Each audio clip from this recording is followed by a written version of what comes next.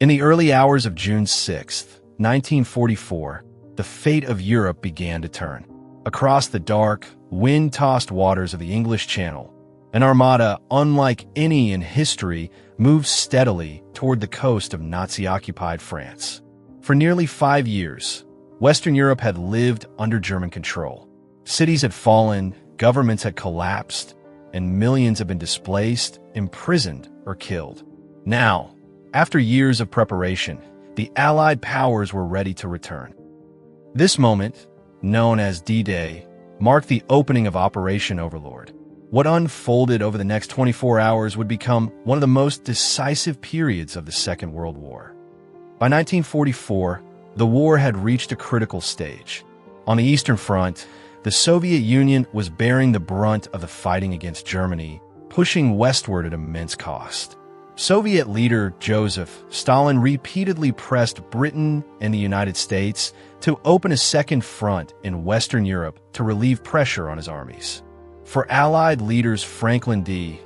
Roosevelt and Winston Churchill, such an invasion was essential but fraught with danger. Any attempt to land an army across the English Channel would face heavily fortified defenses, unpredictable weather, and the constant risk of failure on a massive scale. A failed invasion could delay liberation for years and cost countless lives. Planning for the invasion began in earnest in 1943. Normandy was chosen as the landing site, not because it was lightly defended, but because it offered a balance of strategic advantages. It was within range of Allied air cover from Britain, had suitable beaches for amphibious landings, and provided access to key ports and roads. The Germans, however, expected the main attack to come at Pas-de-Calais, the shortest route across the Channel. To reinforce this belief, the Allies launched an elaborate deception campaign known as Operation Bodyguard. Through fake radio traffic, dummy equipment, and a fictional army group supposedly commanded by General George S. Patton, Allied planners convinced German intelligence that Normandy was only a diversion. As the invasion approached, the German defenses along the Atlantic coast were formidable. Field Marshal Erwin Rommel, tasked with strengthening the Atlantic Wall, ordered the construction of thousands of bunkers, artillery emplacements, barbed wire obstacles, and minefields. Steel obstacles known as hedgehogs and stakes topped with mines were planted along the beaches to destroy landing craft at high tide. Despite these efforts, German defenses were uneven, and critical armor divisions were held in reserve, awaiting direct authorization from Adolf Hitler before they could be deployed. The success of the invasion depended heavily on timing and weather. Allied meteorologists identified a narrow window in early June when conditions might allow the landings to proceed. Rough seas and heavy clouds forced a one-day delay, but on June 5th, Supreme Allied Commander General Dwight D. Eisenhower made the decision to go forward. He understood the stakes completely. If the invasion failed, there would be no easy second attempt. Eisenhower prepared a brief statement accepting full responsibility should the operation end in disaster, a reflection of the immense burden he carried into the night. Shortly after midnight on June 6th, the invasion began not on the beaches, but in the skies.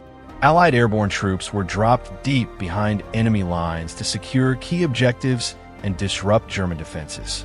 American paratroopers from the 82nd and 101st Airborne Divisions were assigned to areas west of the invasion beaches. Their missions included securing causeways, destroying bridges, and preventing German reinforcements from reaching the coast. To the east, British airborne forces, including the 6th Airborne Division, were tasked with capturing bridges over the Orne River and holding the eastern flank of the invasion area. These airborne landings were chaotic and dangerous.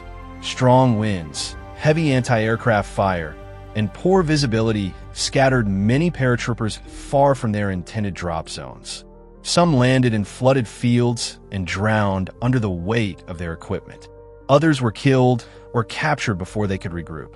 Despite confusion and heavy losses, small groups of airborne soldiers pressed on, improvising and adapting as they went. One of the most significant early successes came with the capture of Pegasus Bridge, seized by British glider troops in a swift and daring assault that prevented German armor from counterattacking the eastern beaches. As the airborne operations unfolded inland, the largest naval force ever assembled approached the Normandy coast. Nearly 7,000 ships and landing craft carried troops, vehicles, and supplies toward 5 designated landing zones. Just before dawn, Allied warships opened a massive naval bombardment, targeting German coastal defenses. At the same time, Allied aircraft struck bridges, railways, and communication centers to isolate the battlefield and prevent German reinforcements from reaching the beaches. At first light, the assault waves moved in. The beaches were code-named Utah and Omaha for the Americans, Gold and Sword for the British, and Juno for the Canadians. Each beach presented unique challenges shaped by terrain, German defenses, and the conditions of the landings themselves. At Utah Beach, on the western flank, American forces experienced a stroke of fortune. Strong currents pushed the landing craft south of their intended landing zone, placing them in an area with lighter German defenses. Brigadier General Theodore Roosevelt Jr., the highest-ranking American officer to land in the first wave, quickly assessed the situation and ordered the troops to advance from where they had landed rather than attempt a dangerous repositioning. This decision helped maintain momentum, and by the end of the day, U.S. forces at Utah had secured their objectives with relatively low casualties compared to other sectors. The situation at Omaha Beach was starkly different. Omaha was defended by experienced German troops positioned on high bluffs overlooking the shoreline. Many of the pre-landing bombardments failed to neutralize these defenses, leaving machine guns and artillery largely intact. As American troops approached the beach, landing craft were hit by artillery and mines, and soldiers disembarking into the surf were met with intense gunfire. Tanks intended to provide support were lost when rough seas caused them to sink before reaching shore. Within minutes, the beach became a scene of devastation. Units were shattered, communications broke down, and many officers were killed or wounded. For several hours, the invasion at Omaha hung in the balance. Some commanders feared a withdrawal might be necessary. Yet, amid the chaos, small groups of soldiers began to find gaps in the German defenses. Using grenades, explosives, and sheer determination, they climbed the bluffs under fire and attacked German positions from the rear. These actions, carried out by individuals and small units rather than coordinated formations, gradually weakened the German hold. By late afternoon, American forces had established a fragile foothold beyond the beach at a terrible cost in lives. To the east, British forces landed at Gold Beach. They faced strong resistance, including fortified positions and coastal villages, but managed to push inland with the support of specialized armored vehicles designed to clear obstacles and minefields.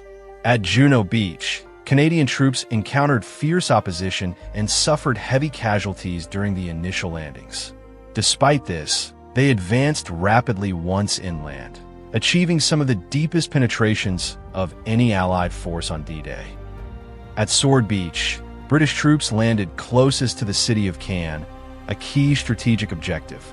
Although they secured the beach itself, German counterattacks and stiff resistance prevented the immediate capture of the city.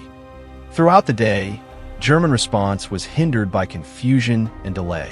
Reports from the coast were fragmented, and the scale of the invasion was not immediately clear. Adolf Hitler, convinced that Normandy might be a diversion, delayed releasing armored divisions that could have mounted a powerful counterattack in the crucial early hours. When German panzer units finally began to move, they were harassed continuously by Allied aircraft, which dominated the skies and disrupted movement along roads and railways.